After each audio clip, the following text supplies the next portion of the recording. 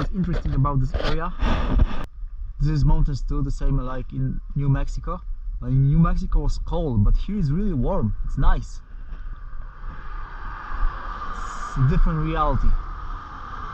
We'll see what's gonna happen on.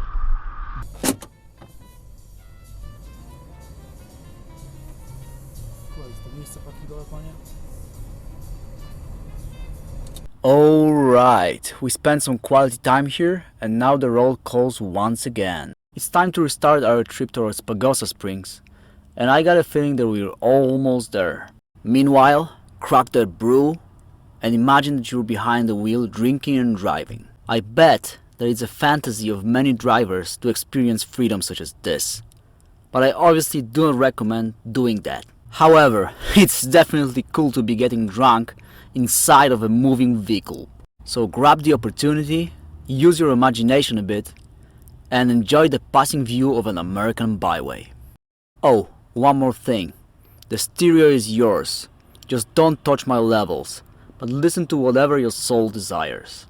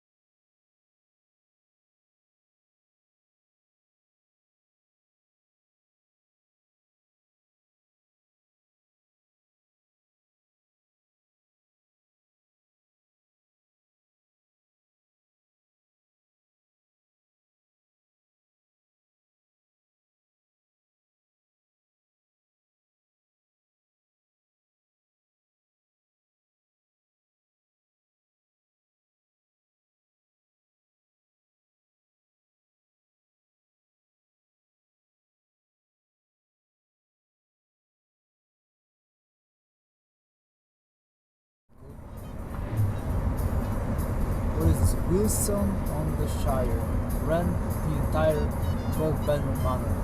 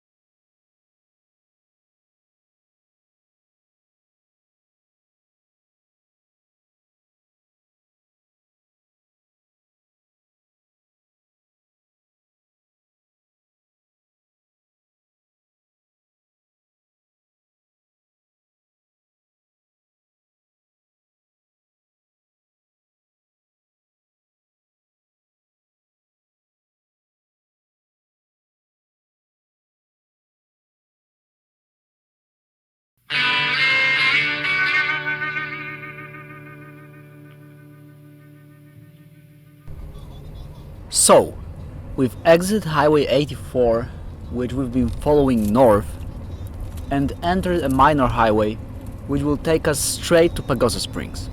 From there we will embark the aforementioned Highway 160 and restart heading west. At a certain point the highway runs to the town of Durango, where it also crosses with Highway 550.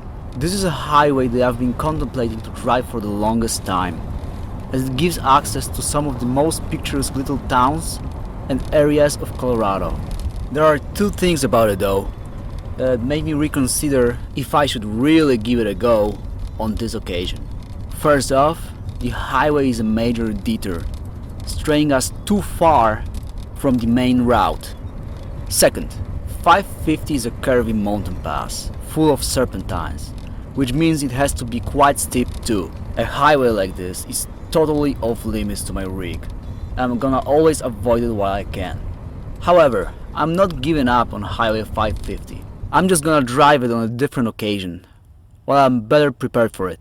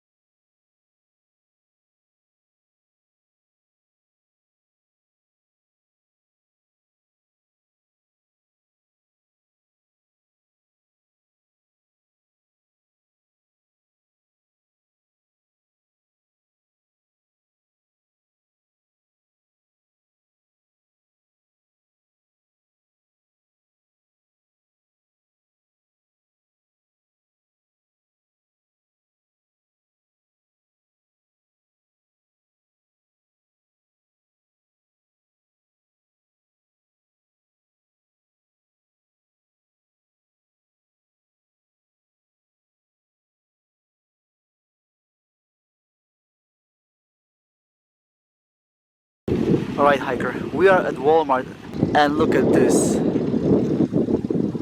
You walk out of Walmart and you see something like this. Like this. Like this. All around. You walk out of your job, you walk out of your house, home, and you see something like this. It would be so freaking awesome to live in a place like this. That was then, but as they say, travel broadens the mind. By now, I know that the beauty of a place can be extremely misleading in showing its true nature. It actually has got nothing to do with determining whether a place is good for you or not. Rather than the quality of the surrounding nature, it's about the quality of people.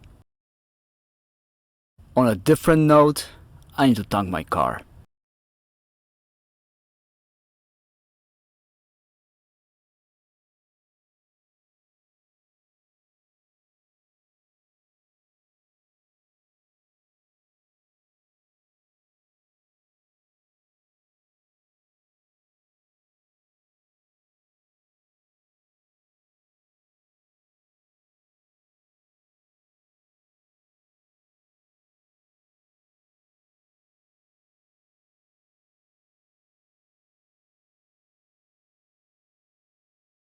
The Chevy in front of us at the gas station had a Texas plate. That's actually not surprising as we are still relatively close to Texas. Texas Panhandle, for example, is just within a stone's throw from Colorado.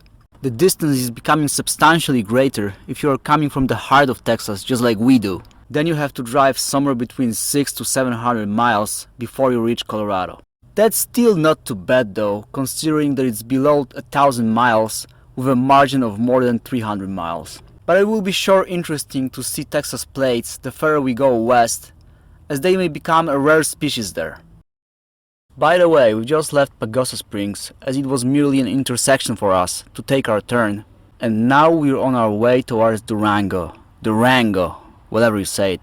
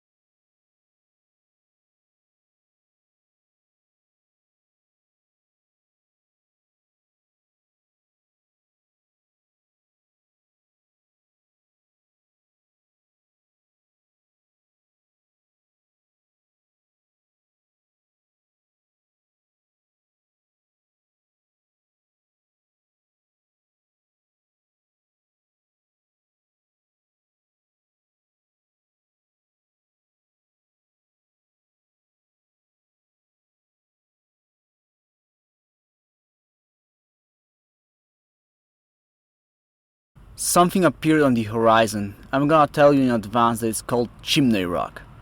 I don't know if this is its generic name or the actual name, but to my mind there's only one Chimney Rock, and it's in Nebraska.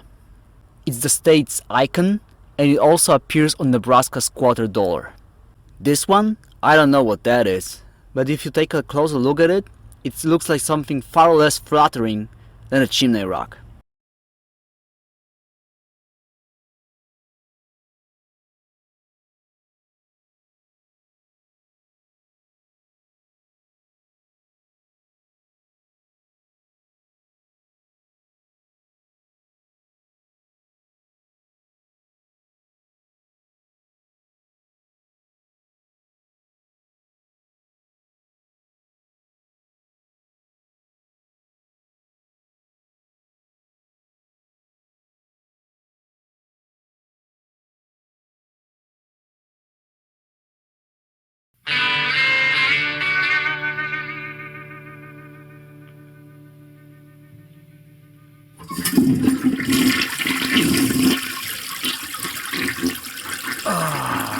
Much better.